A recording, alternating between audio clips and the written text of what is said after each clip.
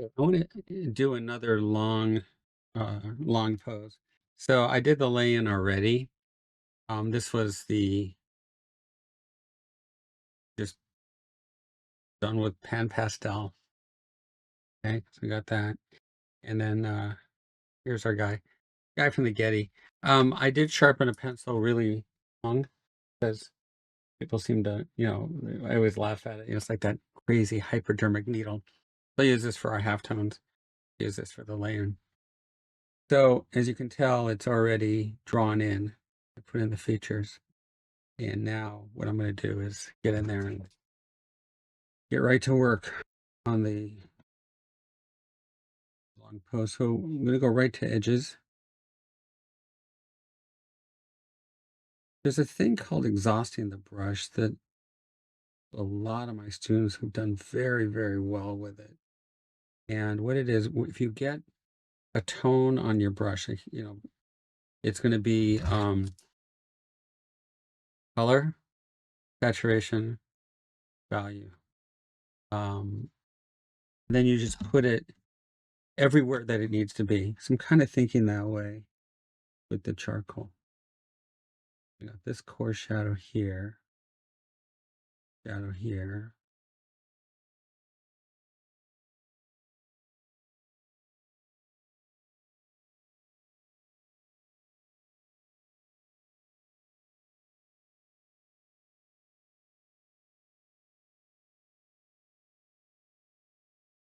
Recommended process. There's your rhythm chart. This is levator. Right here, be levator. Probably zygomaticus minor, major, one of those. We have levator naci, levator superioris, levator zygomaticus, major and minor. One of those. It's going to give you the rhythm chart.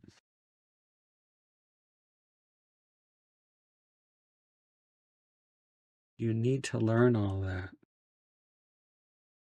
Yeah. One of my students, you'll be hearing a lot about him. His name is Artem, and he's going to change the world. And I mentor him, and I'll be mentoring him for the next years, all the way through college. He's going to go to college local, and he's going to get everything. He is a superior human being. Wasn't born here. Was born in another country. Came here and met him when he was really young. Didn't speak a lot of English. Robin and I just fell in love with the guy. He's just fantastic. And now he's our top teacher at the school. And there's more to it than art. And gotta be a good person. He is fantastic. Whatever studio gets him when he graduates is going to be great for the studio. My advice to anybody in the studio would be to hire him now. Just stay in touch with him. He's at our school. And his name is Artem. He's fantastic. Right now, we're learning anatomy. His drawing's great. Now breaking it down, muscle at a time. So you have to learn it. Yeah.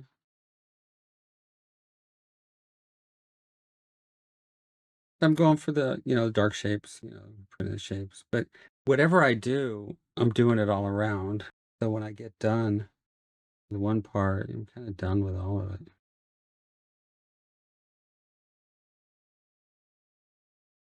Use the orbit of the eye, the bone. I'll do a skull reconstruction for you guys. It's actually called skull approximation, but I'll do one. Yeah.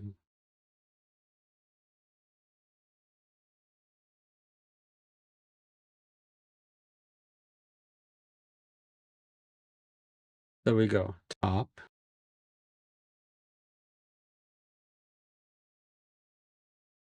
side,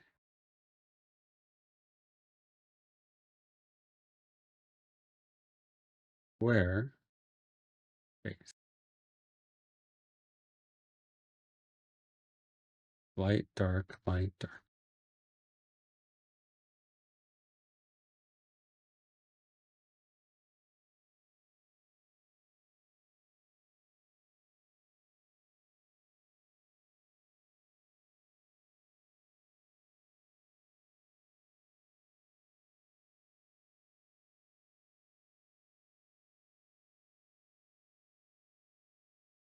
Nasolabial fold. Coming here to the beard.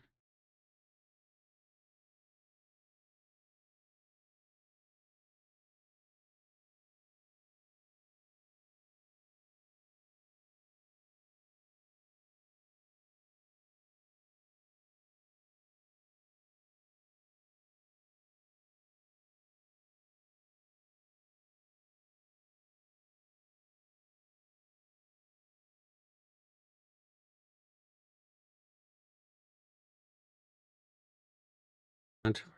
Where the beard turns.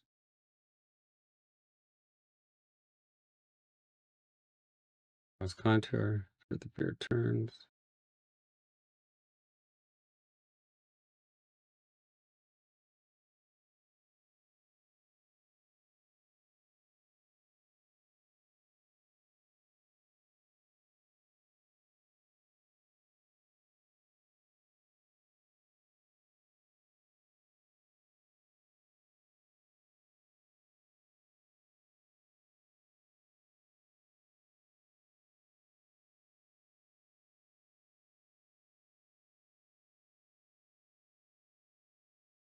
And then what I'm doing is I'm giving him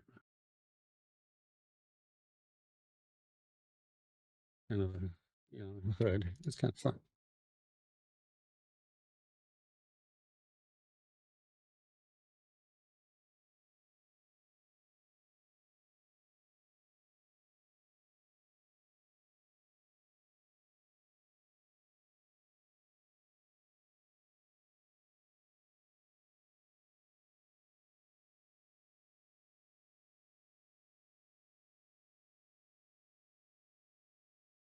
Push.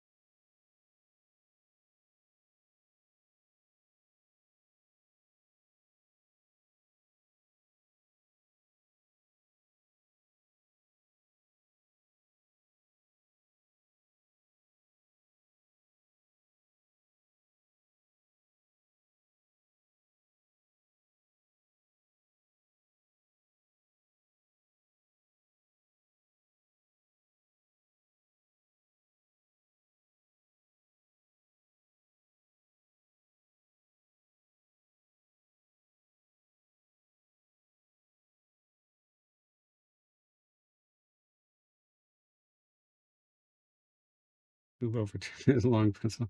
I haven't used these in so long. They're fun.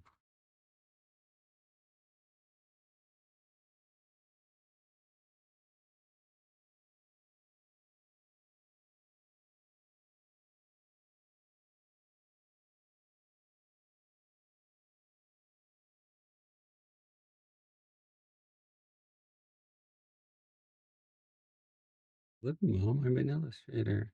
Animation, you don't use pencils like the blunt ones. I mean, for cleanup, yeah, it didn't make it so long, but yeah, real sharp points.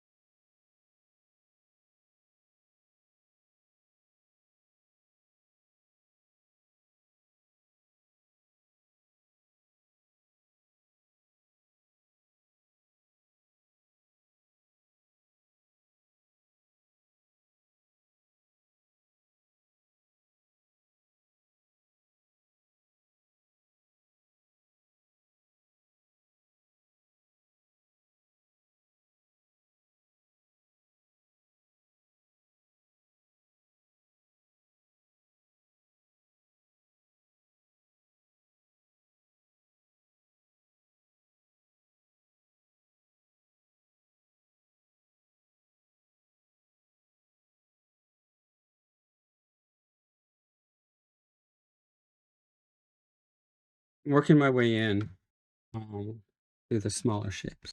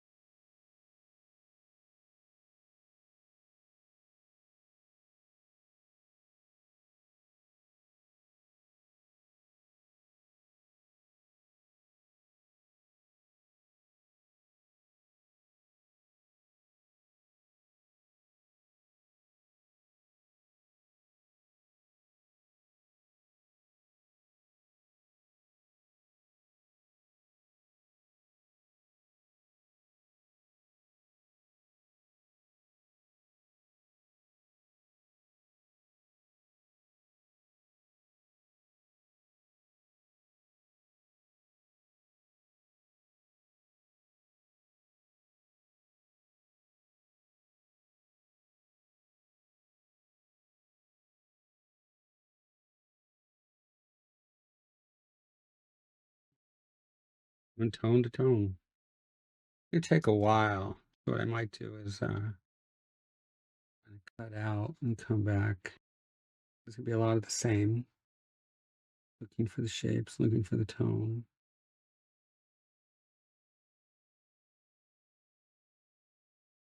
Let me just do the nose. Yeah, I'll come back.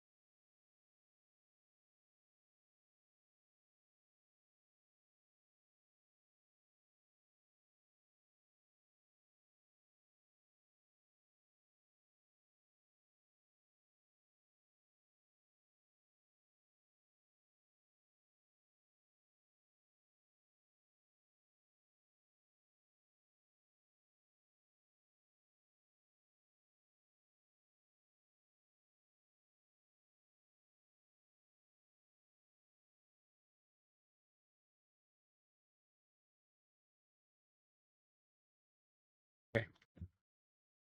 So what I'm gonna do is I'm gonna turn it off and then I'm gonna put in a couple hours and then I'll come back and show you. So a drawing like this could take 5, 6. Really take your time, go from general to specific and really look for those little shapes. Okay. I'm gonna do that, put on a movie, and then I'll see you, and it'll be on the same video. Okay. See you in a few minutes. Hey guys. All right, this is working. You always have to check. Always changing things around. Okay, so now this is the same video because Corey's going to put them together, but this is after probably 2 hours, so it takes time. We saw where we stopped. Still got a long way to go, and basically all you're doing is thinking of the three shapes, and that's the difference. I think that's the thing that may not be taught as much. This wrinkle here in the forehead is a box shape or a cylinder shape. So that means it has a core shadow, a cylinder, core shadow, reflected light, cast shadow, and it's just a wrinkle. We have those. The zygomatic process right here could be a cylinder or a box shape. If it's a cylinder, they'll have a core shadow here. So I need to have some of the light or reflected light. It, and then reflected light, and then there's a cast shadow. And then that will cast shadow over the masseter. That's here. And then there's some fur, which is the hair. In theory, every hair would be a box or a cylinder shape, and that would have a highlight, halftone core, reflected light, and cast shadow. So you can think of the hair, the beard as just a bunch of grapes. But that's where the difference, like here, this shape is a box shape or a cylinder, so there'd be a core shadow here. And then reflected light, and then a cast shadow. There's a box shape, there's a core shadow, reflected light, cast shadow. See, that's where the edges start having fun. So the nostril would be like a box shape. That's where it turns, reflected light here. Or it could be a cylinder. The end of the nose, be a box shape. Not going to get much reflective light. A cast shadow. Maybe have some reflected light. They have that sharp edge. The nostril, the cylinder or sphere. You just keep thinking those three shapes. Most important part is going to be to control your values. And then we'll do a little top side where get you ready to be top side where face.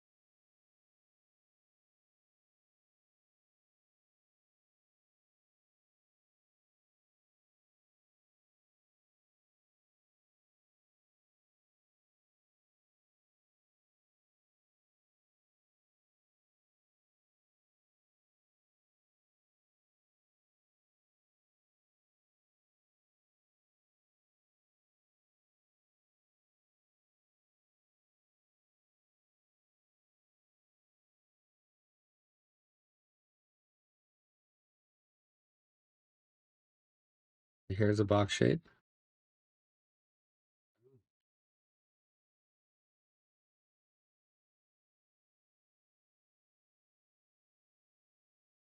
They have three shapes.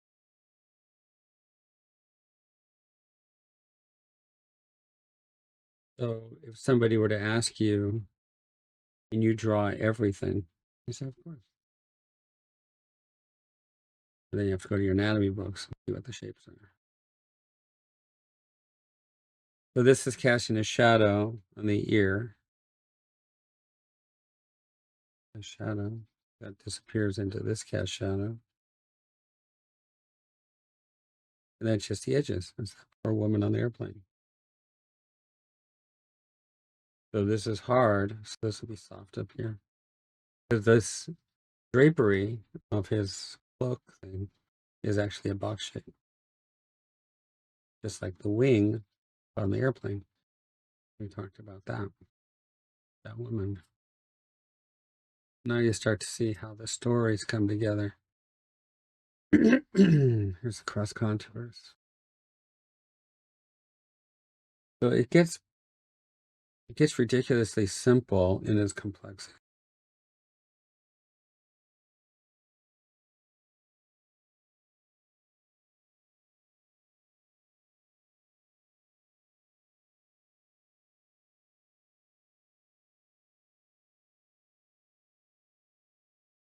Simple part is it's just three shapes.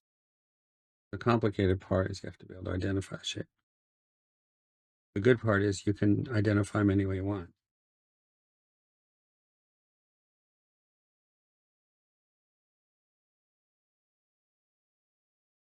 Here's a core shadow on the beard. Reflected light on the beard. Cast shadow on his.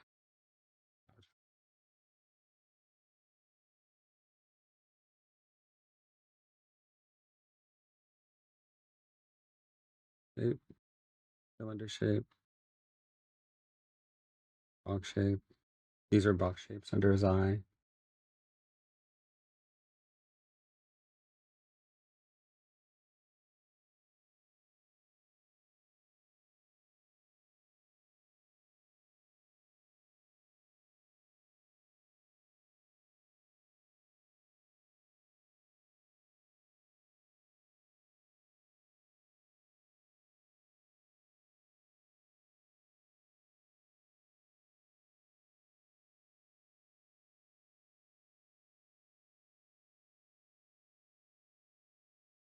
Okay, the mustache is a box shape for shadow.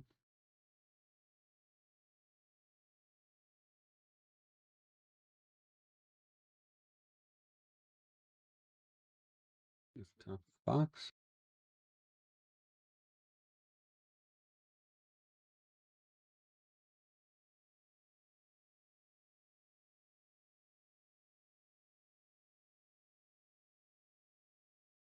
The hairs are just a bunch of cross contours.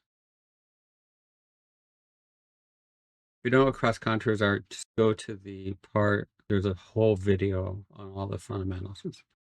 It's right there. You can see it. Like talking about the fundamentals. We're also at a point now where you can be writing to Corey and asking for suggestions. Here's last stages. The last stage brings you into the drawing.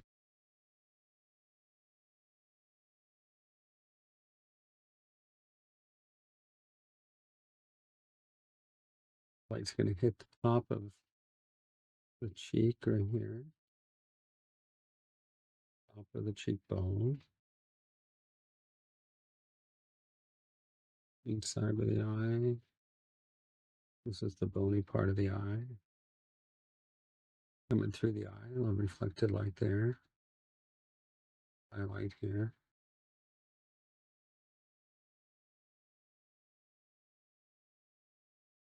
Here's where it's turning here.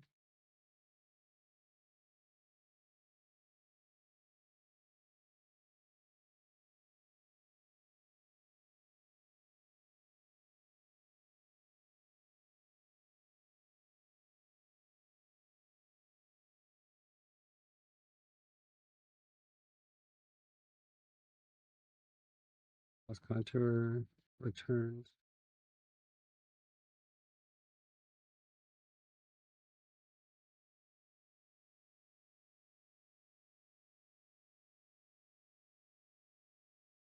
Out of reflected light cash out.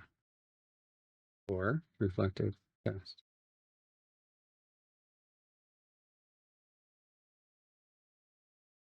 Or reflected cast.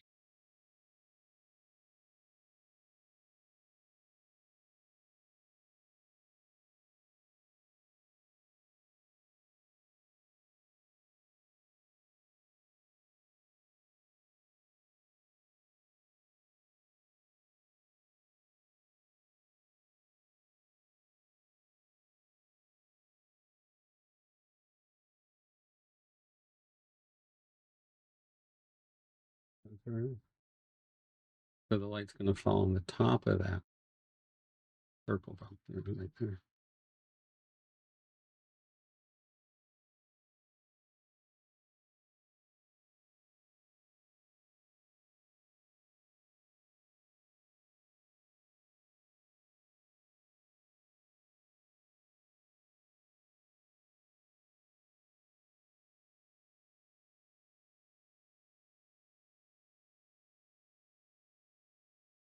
Cartilage, cartilage, cartilage.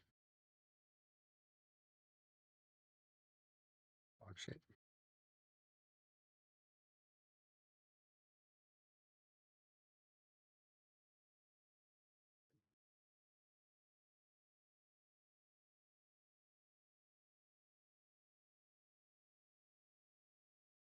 When you put in the hair, your cal stay cool. You get the nice rhythm.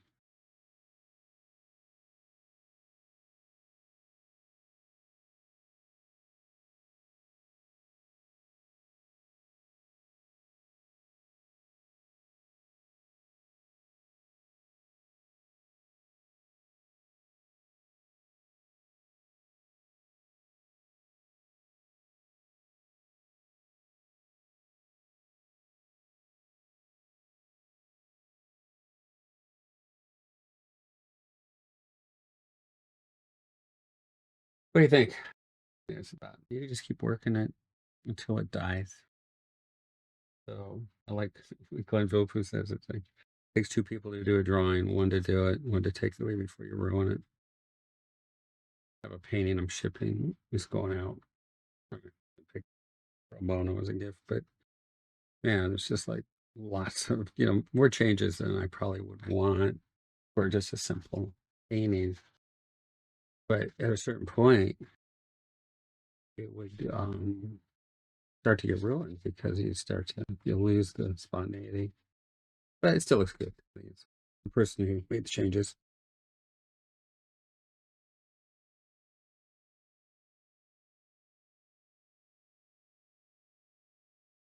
I don't mind changes as long as they can tell me what they see, what they want. That'll make it work. Kind of fun.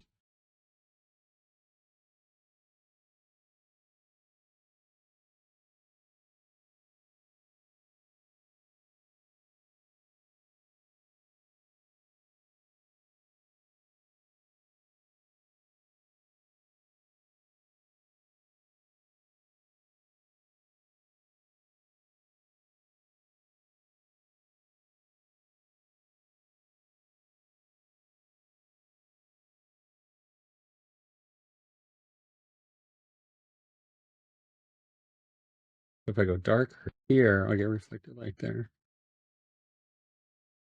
Just constantly balancing.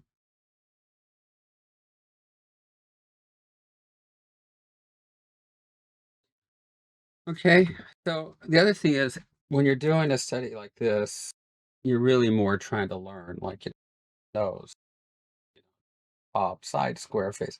Took me a while to figure that out, come up with something I can teach, we tell students to remember. You're not trying to do a portrait. To do a portrait, it's like doing animation. We have to put the character on model. And what you're doing then is you're just judging the distances. So if you're doing Bugs Bunny, the distance between the nose and the teeth, it's different than Lola Bunny. And that's putting the character on model. So same thing with a portrait. You're really looking at the distances, and then you have to adjust it to be personality, expression, and then you have to also adjust it so that it's what the person thinks they look like or their loved ones. For instance, I close my eyes. I see Brad Pitt, Tom Cruise. So we'll end with this. Told a client once we are going to meet in a restaurant doing advertising and sales and stuff. And goes, well, what do you look like? I said, well, people think I'm a cross between Tom Cruise and Brad Pitt. And she goes, okay. And then during the lunch, she kept staring at me, and I couldn't figure out why she was looking at me so strange.